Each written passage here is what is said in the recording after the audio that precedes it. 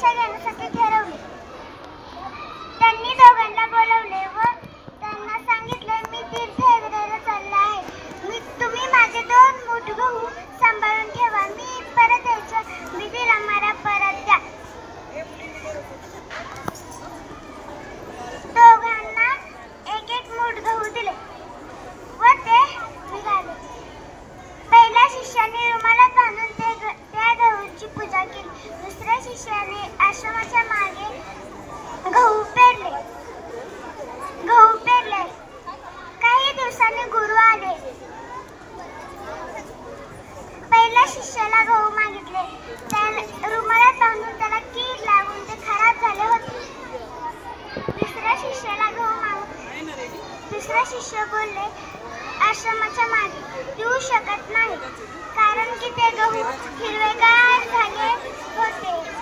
गुरूंचे मन प्रसन्न झाले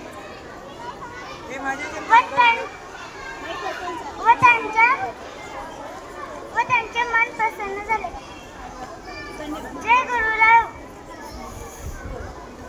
जे गुरूंना फसवतो व वाढतो